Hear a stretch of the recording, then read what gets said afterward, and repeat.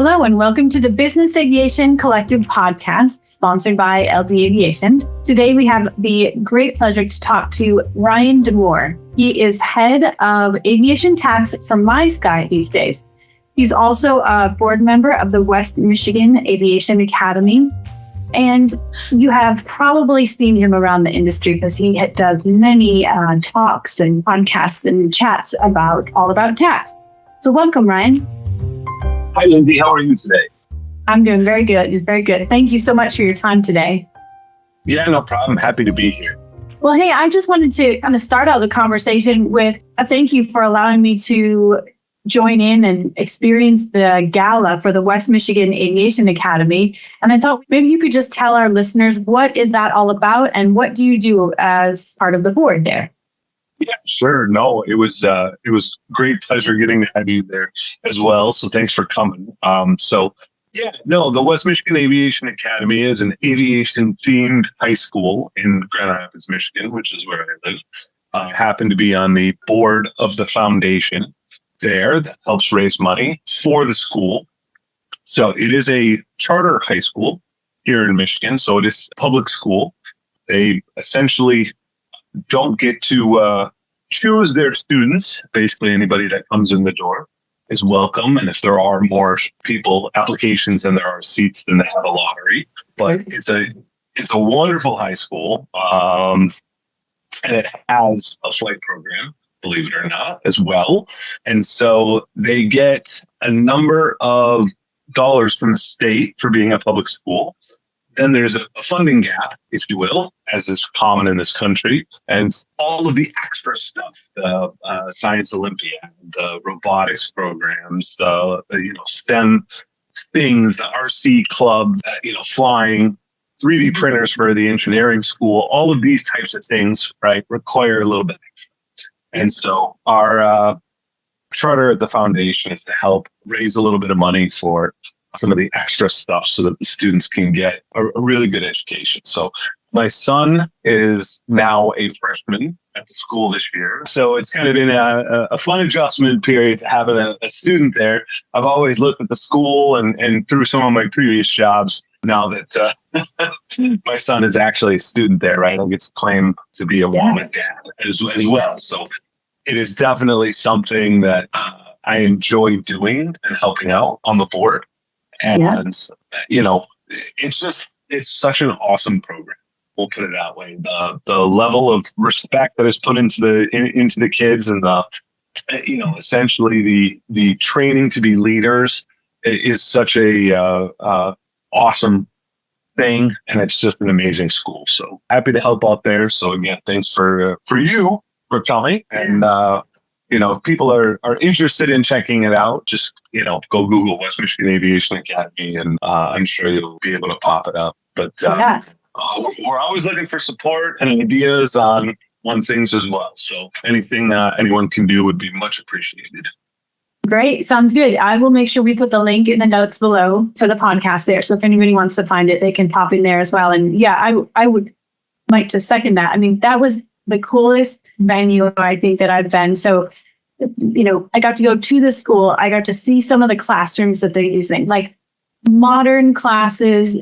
They even built a composite aircraft over the years, and they said that they were going to be doing that again. Then we got to go, Amway sponsored or allowed us to use their hangar for the evening.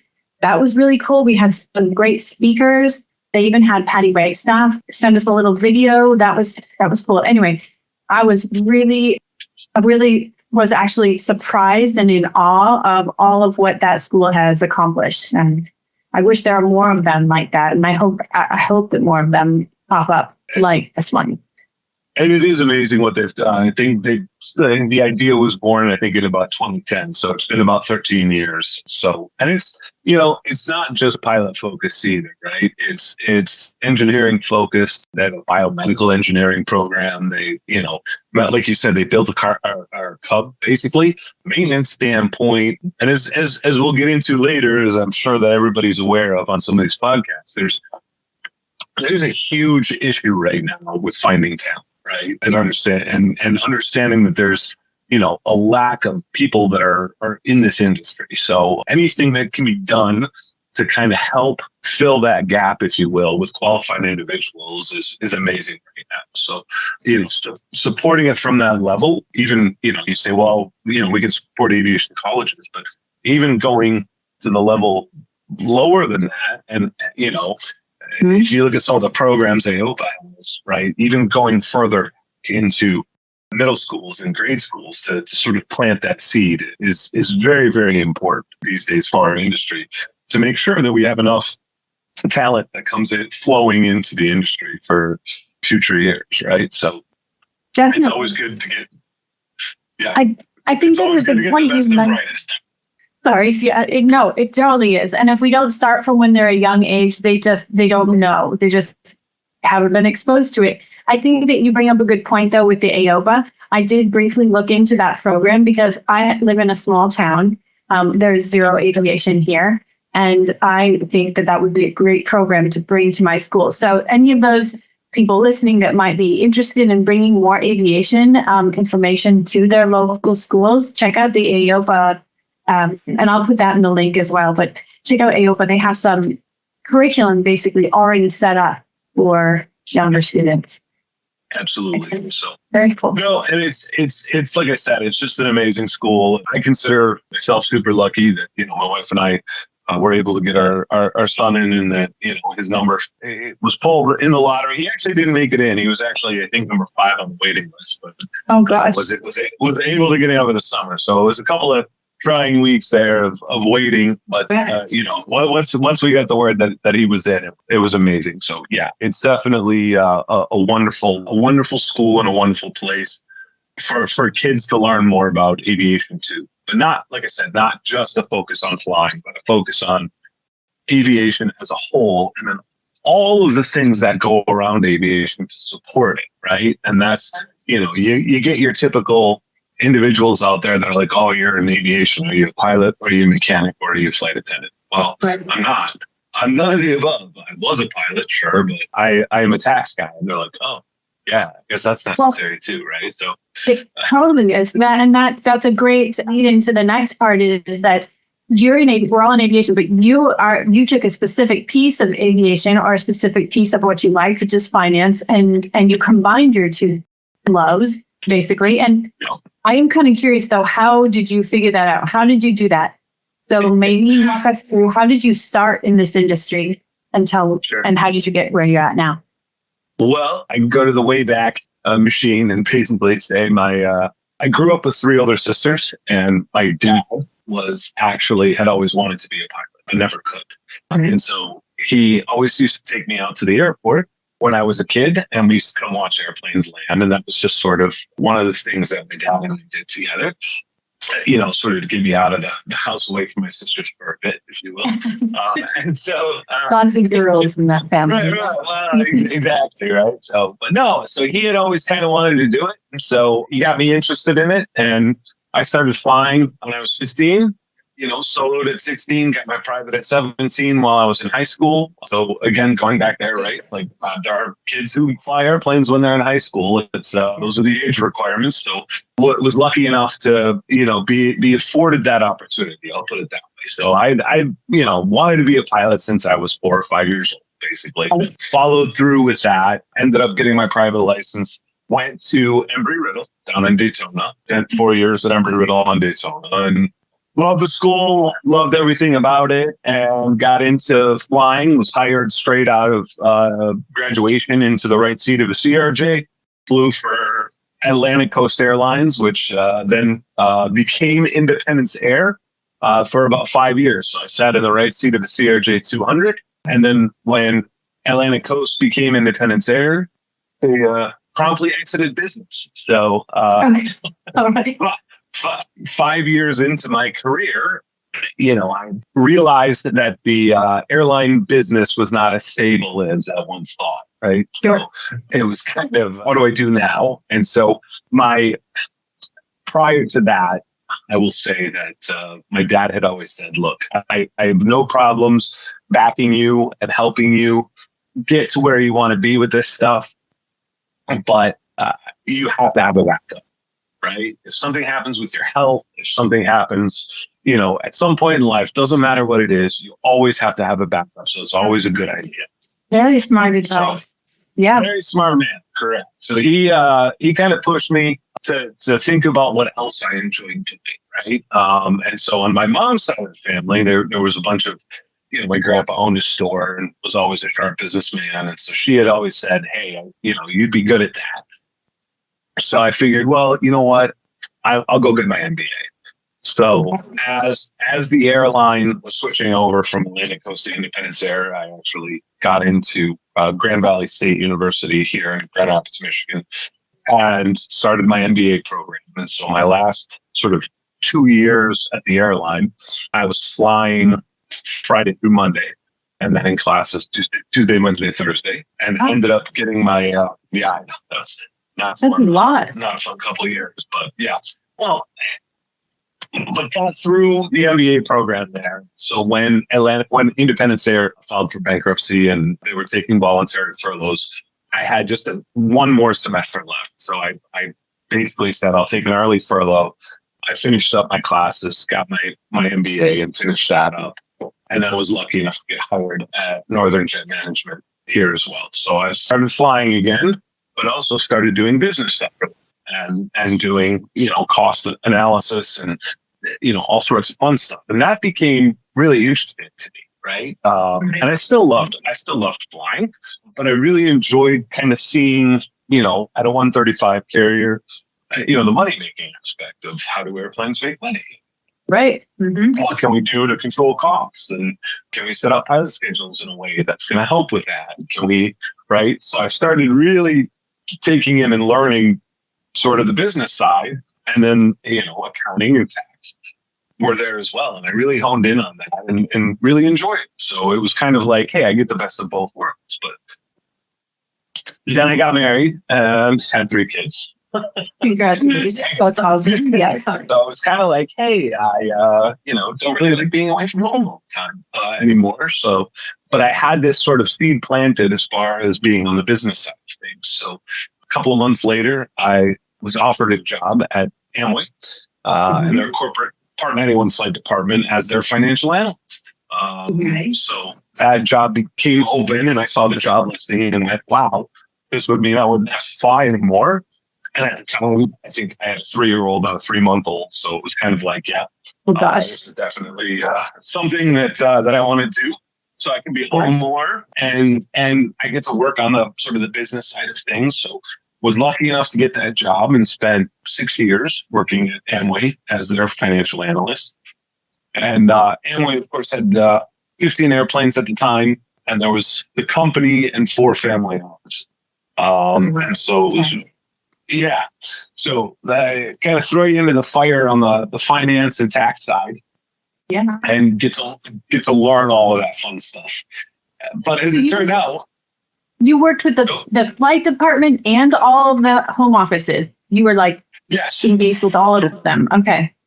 Correct. And so I was sort of the financial liaison at the flight department, right? So anything finance and tax related that the family offices and the company needed, right? It was my job.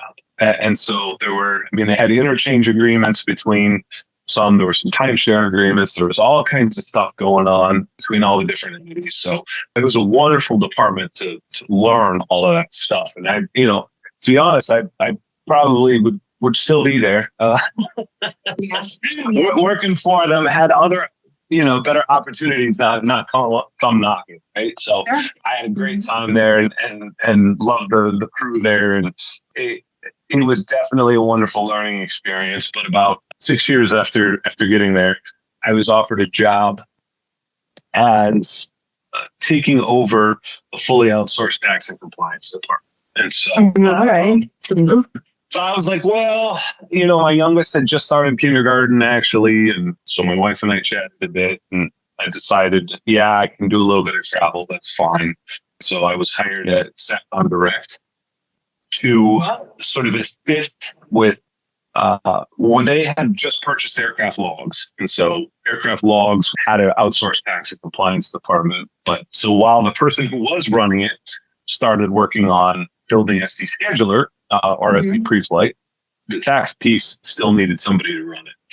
Sure. And so he came to me and said, "Hey, would you like to come across?" And we sort of, jumped at the opportunity and said, "This is definitely, growth, and that's a good thing." So I left Amway in 2017 and joined SD. I worked at SD for 5 years. That was 2017. Now, just to back up for a moment, Aircraft Logs was a standalone scheduling software that had a very strong tax piece to it. Is that correct?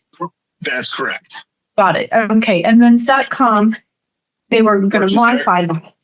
Okay. Yep. And then continued on, but kept the tax part basically the same. So all that infrastructure and knowledge and data, and how to do it is still there. Correct. Was still there. Okay. Well, was still there. Yes. So as as I spent my 5 years working for SD, look, they're a wonderful company as well, and I had a great time there. But it became more and more obvious that there was a fit issue there, right? Their focus was on connectivity and hardware and scheduling software, and the tax piece was like, I was kind of felt like a redheaded stepchild in the corner, right? Which it's not at all what happened. But I say that to joke. But look, we had a great time. But while I was at SD, we were trying to think of other things we could do, and I happened to come across. I had always, since being at Northern Jet and at Amway, I'd always sort of been formulating this plan in my head of, hey, look, the industry really needs financial software, right? Finance and tax software. And so it's something that I started pitching at SD, and it became let's see what else is out there type of thing. So I happened to come across a company called MySky as I was, working through things and sort of saw their platform. I knew the head of Americas there actually from my previous life. He used to be a salesman at Falcon, but also went to Embry Riddle. So isn't that funny how, as you go through life, you really never know who you're going to meet and who might, look back and either help you or you might be able to help them in the future.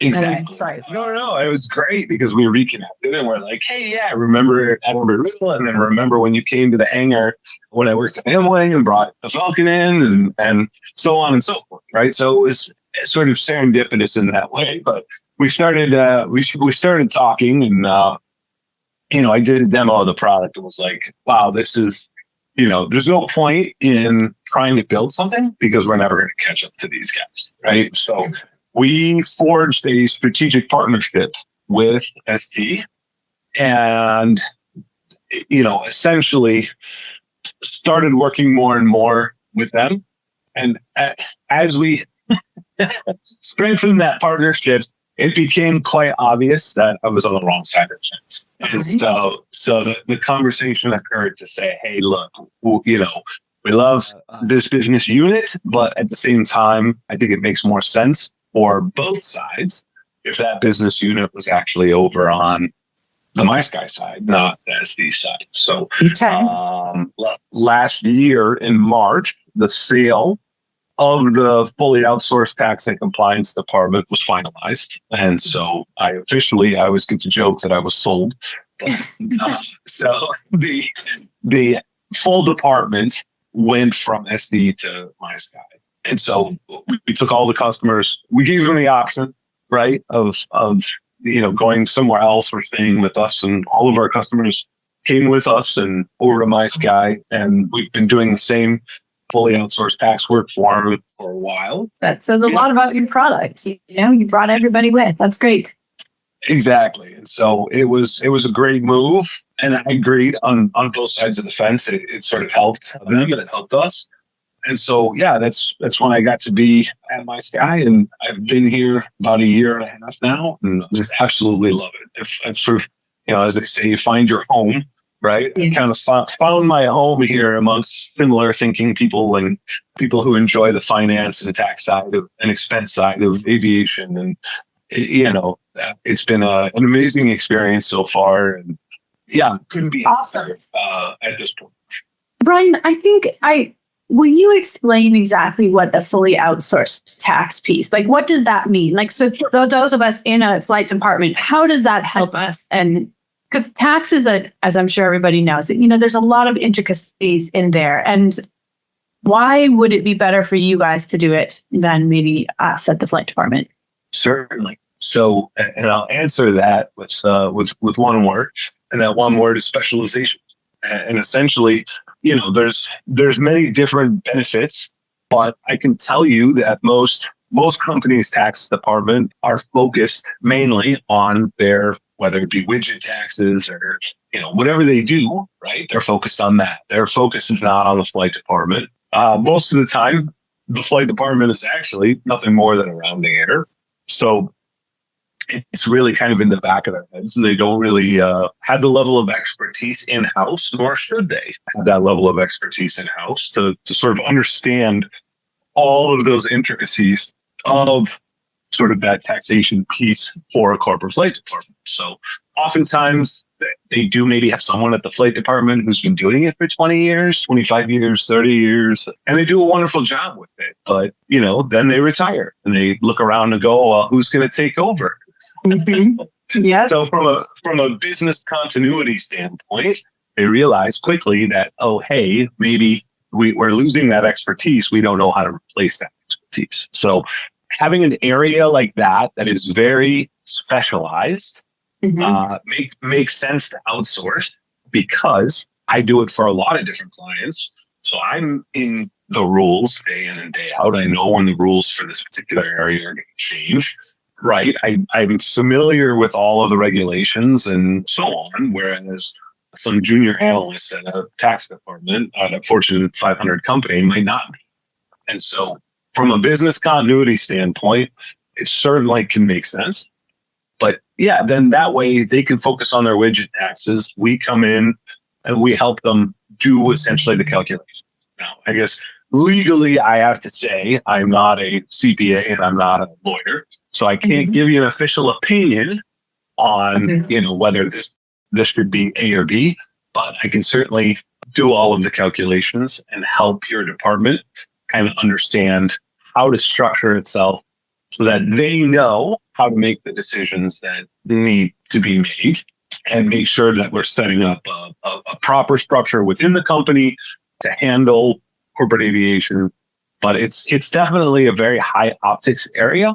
Even though it might not be material, it is definitely a high optics area, and therefore one that deserves a little bit of extra attention. So that's why, sort of letting the experts in that particular field take care of it sometimes is a little bit better, rather than kind of handing it off to somebody and hoping that they get it right. Yep. No, that's a great explanation. Perfect. So Ryan, you've been with MySky now for a couple of years. What projects are you working on right now? Like, what do you do on a daily basis? Well, I do a lot of stuff, but keeping very busy. But mainly as the head of tax, we have two areas that I spend most of my time in. One, we do fully outsourced tax and compliance work for companies. So companies who don't want to deal with any of the tax stuff and would rather just sort of outsource it to a group of experts, if you will. So if that was me, then I would take all of my data, my passengers, my trips, and I would just send it over to you, and you would calculate it all and then send me back reports. That's correct. So we would do the calculations themselves. Classification is still on the company itself, but as far as the calculations, you tell me, like you said, send over all the flight data and so on.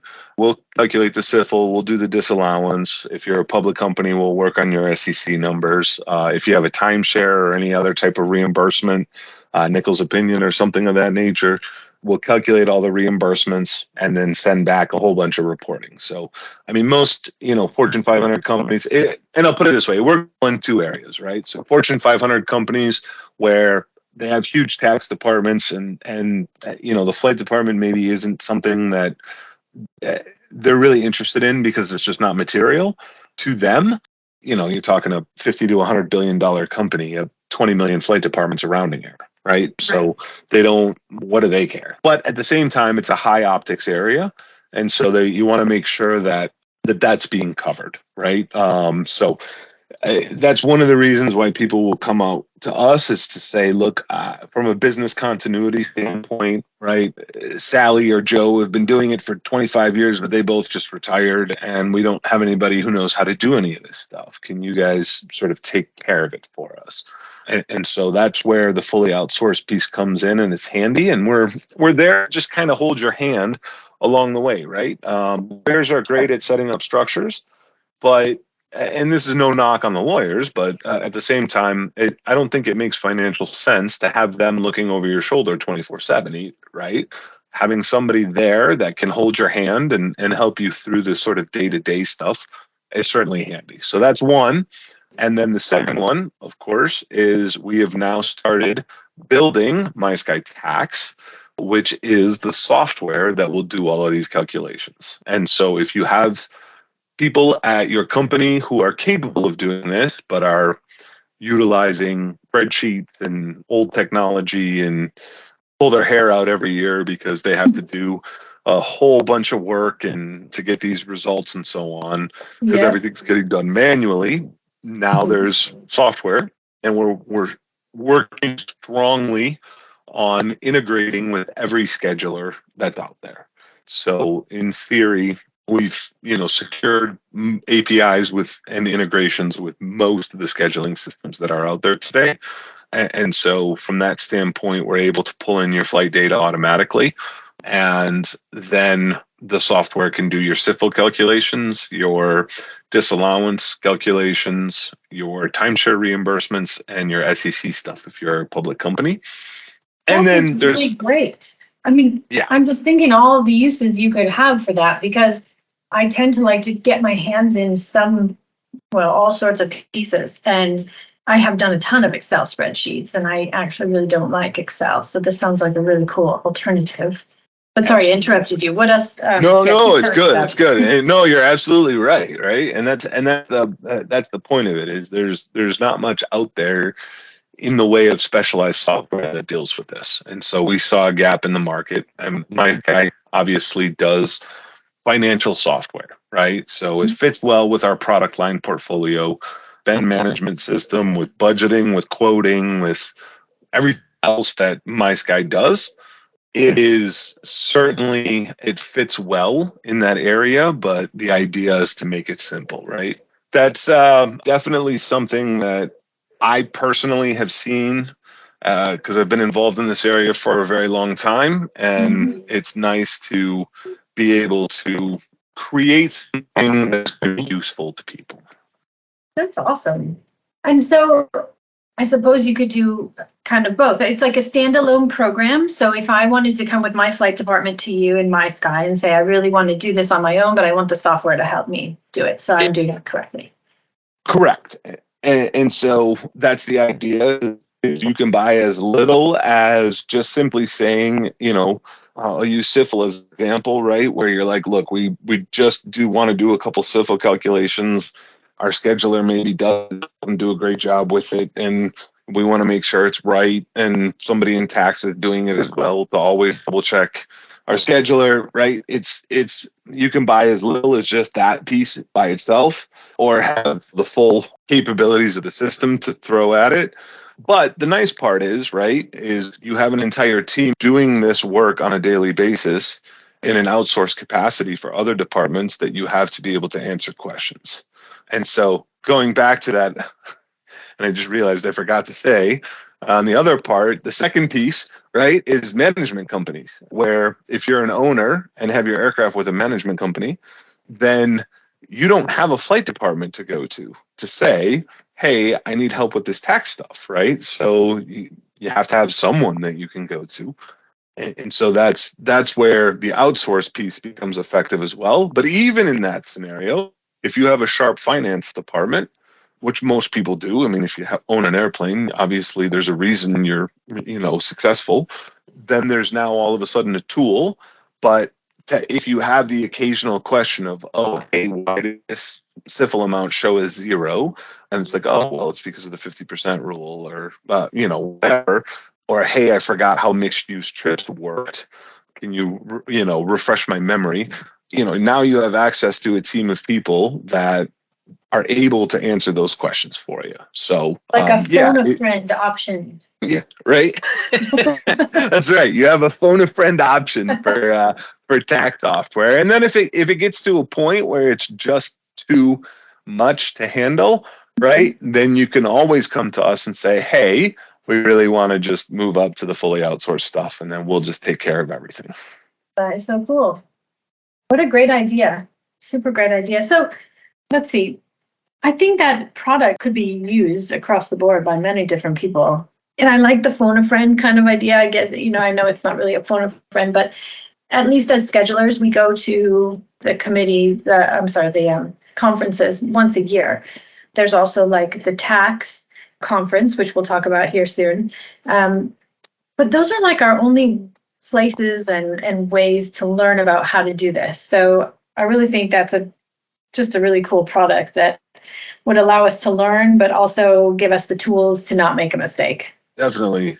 And I mean, like I said, that's the reason why we created it, is because we see the shortage of it in the market, and there's definitely, I think, a strong need for it. So hopefully I can help make people's lives a little bit easier, and the tax piece is sort of demystified a bit, and it helps people do it right. That's awesome. Okay, so that brings me to actually the next two questions, but we'll start with the first one. NBAA Tax Committee. You are and have been a part of that committee for quite a long time. Tell us about that and what do you do with them? Yeah, so I joined the committee, gosh, it's been about 8 years ago. I was fresh out of working at Amway for a bit and really trying to learn and get a foothold in this part of the industry, and went to a couple of the tax conferences and the tax seminars, and it was awesome. Like, I loved it. And so I was. People can say that, Ryan. I have to. I know, right? I'm weird. I get it. We all have the things we like. We all have the things we like, right? So no, and it felt more like a community, right? And in that sense, there aren't many of us, right? So it was nice to be amongst like-minded individuals, and so I felt the pull to eventually try to help in whatever way. Right. And the tax committee itself is comprised of a lot of lawyers and a lot of accountants that are more sort of on the practitioner side, but I didn't see a lot of operations people there.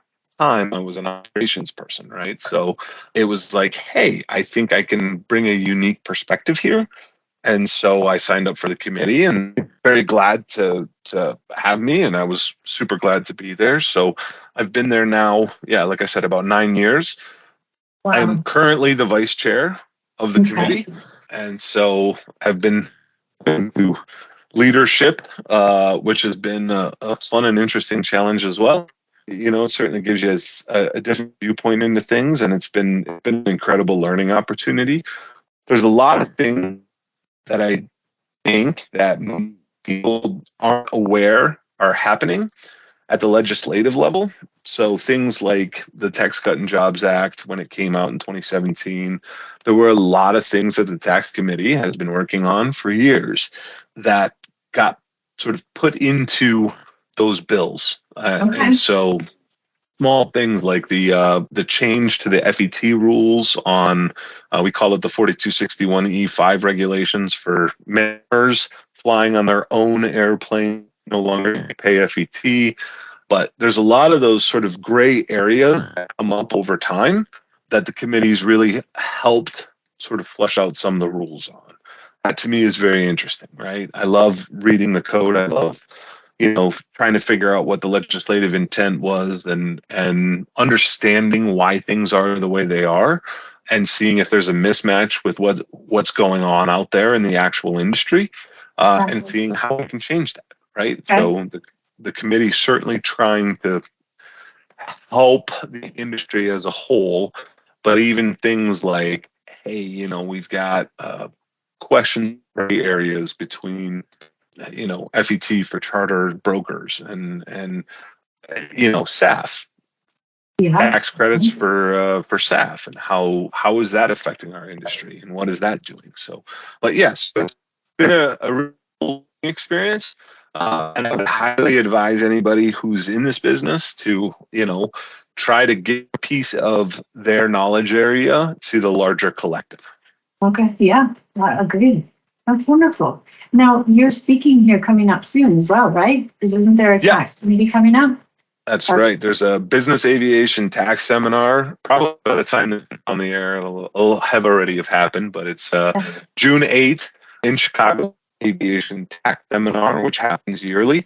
And then in October, there's more of a operator focus on the tax and regulatory and risk management conference that coincides with BACE at NBAA. So it's usually held the Sunday and Monday before the big show. And I get it, right? It's tax stuff, but we try to do it in a fun way that's engaging and gets people informed. It, helps people learn. So certainly if you're interested, and even just the very basics of this stuff, right? You don't have to come every year, but going once, especially as an operator, is super, super helpful to kind of understand what's going on out there. And is that pretty common to do it twice a year? Yeah, and absolutely. So we do the one before BACE, and we do one usually in May or June timeframe, typically a one-dayer, and has been that way for a long time now. Awesome. That's great. So along with regular 40 hours, if not more, because you guys are expanding so much there at MySky, you have a family to work on. Right. It's aviation for you. The tax committee, you also managed to produce a class all about SIFL.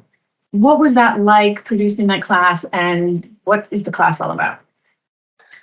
So, this wonderful organization called the Business Aviation Collective reached out to me and said, hey, we'd love to have you help with working on a SIFL class. And I was immediately sold. I think it's, like I said, it's an area that I look at.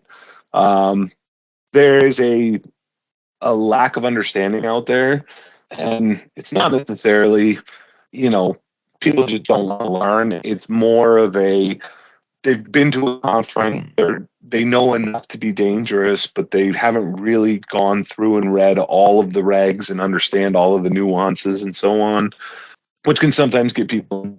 So I was more than glad to get down and create a class and a PowerPoint and a video that kind of walk through step by step on how we do this, right? How do we do something, right? You start getting into, well, how is the 50% rule calculated? And that one is a very interesting one, because I can guarantee you that 99% of the industry is doing it wrong.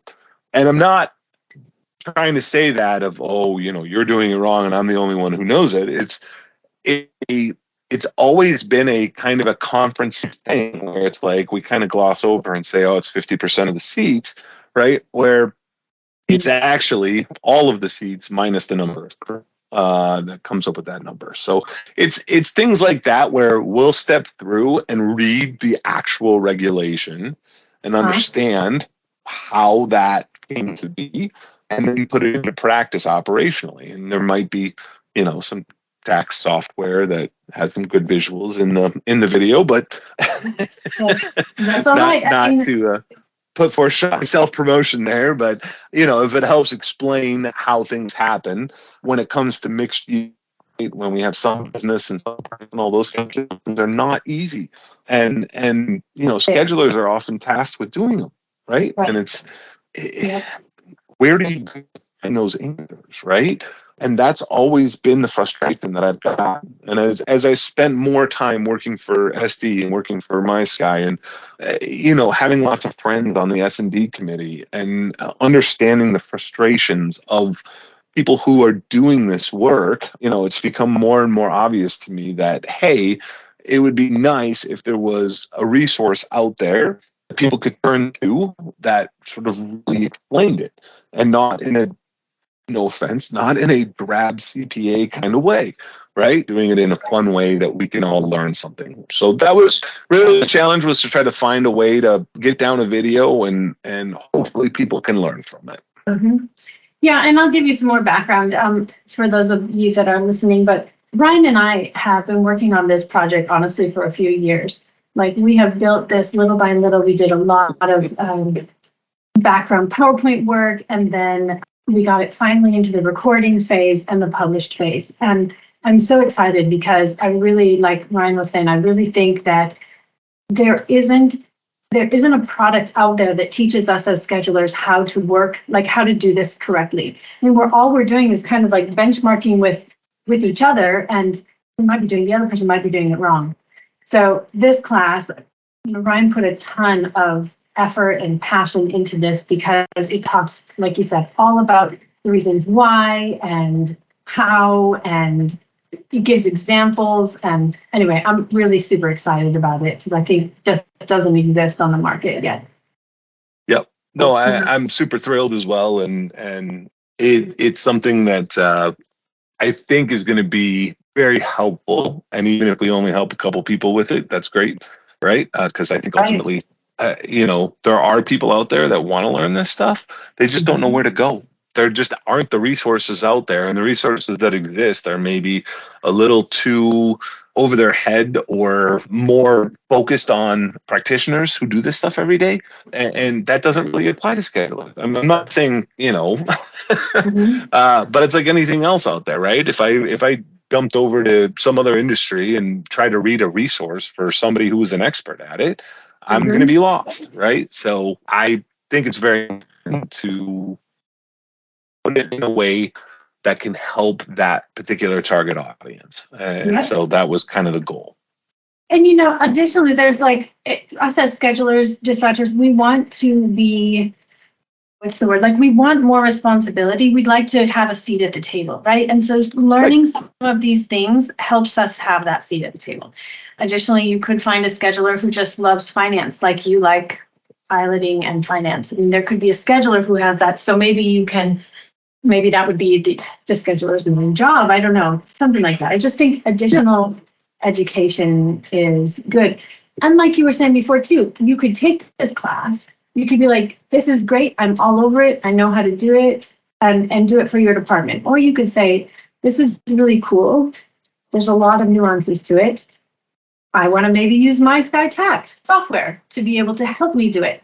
Or, hey, this stuff is way over my head. I don't like it. And let's just outsource it completely. So I think it opens up the world for different options on how to get this done, because it has to be done basically for anybody who's doing personal travel. Absolutely. Well, that's great. Thank you very much. Specifically from me, but I think from the industry as well. I really appreciate you taking your time, because of course this is all on your personal time to create and do the committee and give back. It's absolutely worth it, and I absolutely applaud you for creating the other classes as well, not just the tax class, but it's definitely something that is an extremely useful resource that's out there. And so any of the classes are definitely something that's great for the industry to put it down on paper, if you will, so it becomes less of a type of thing and more of a, hey, there's access for everyone out there. Yeah. And that's important to me. So, in that sense, I think you guys are onto something, getting that out there too. Hope so. Yeah, it's exciting. But yeah, we really hope so. More people knowing more about this industry. How about, I'll just kind of throw out another question here. How about in the next 5 years, where do you see aviation tax? Is there something that's going to be really different coming down the line? What do you think? Oh, that's a great question. To be honest, at this moment in time, right now, this second, I don't necessarily, from a federal tax standpoint, I don't see too many changes happening in the next year and a half. Anything's certainly possible, and we'll see how next year's election goes. That obviously plays a factor into it, right? And see where the priorities line up. And so, but I don't really see it being too high of a priority side at this point in time, right?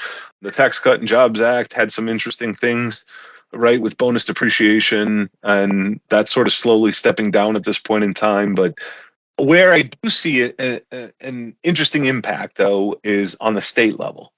And I have seen, I'll say it in a fun way, I think certain states are starting to get a little more grabby if you will, and they kind of want their piece of the pie. So if I'm gonna, prognosticate about what I think is going to happen, I do see the states potentially having a few more interesting rules come out in the next few years, and more states kind of want their piece of the pie.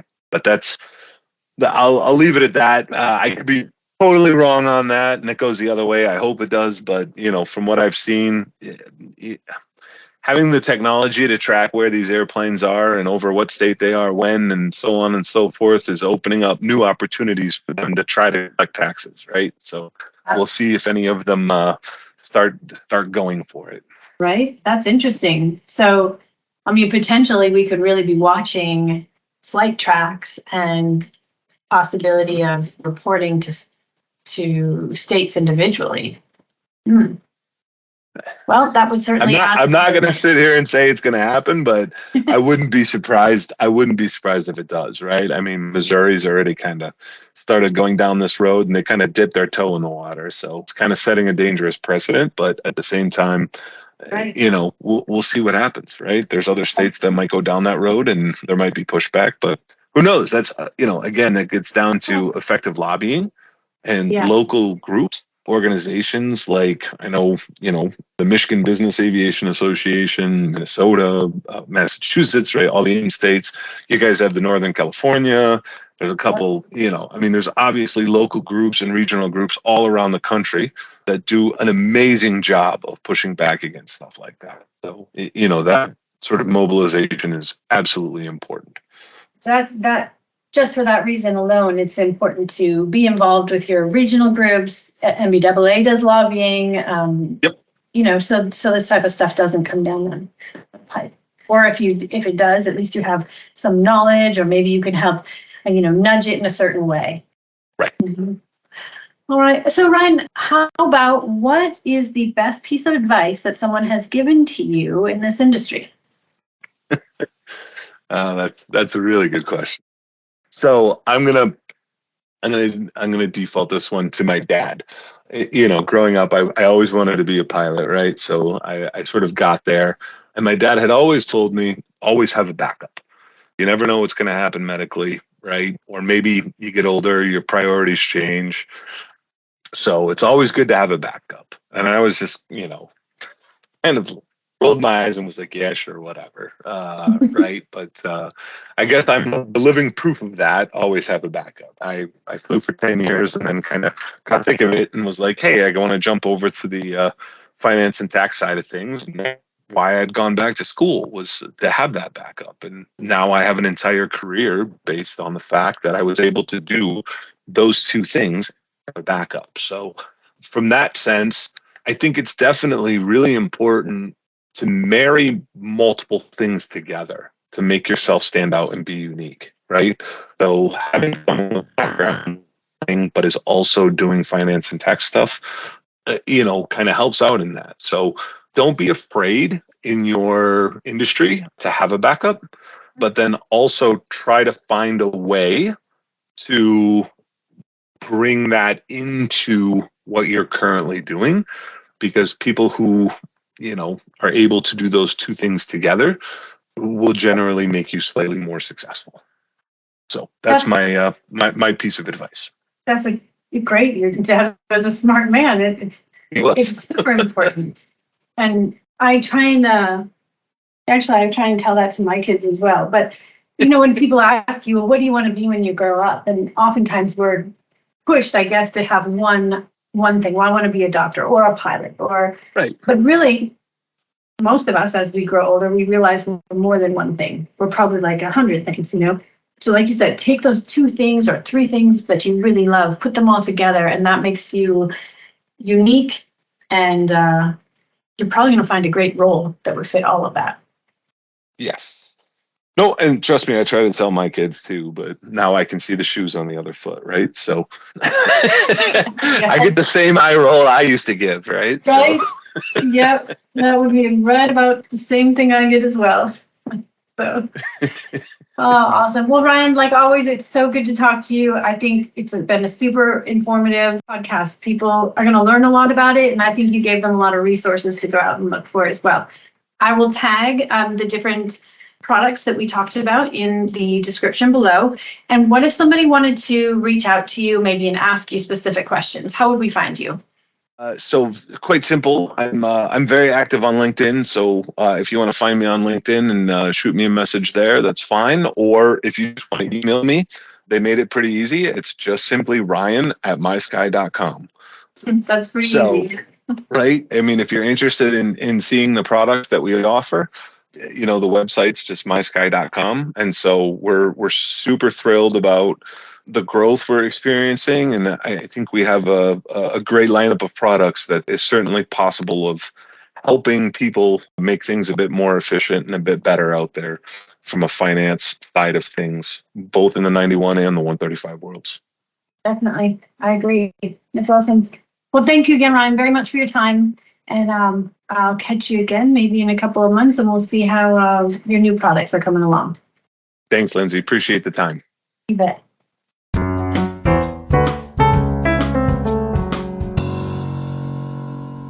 Thank you for listening. Please stay tuned for more episodes and check out our website for up-and-coming podcasts. This has been a production of the Business Aviation Collective, sponsored by LD Aviation.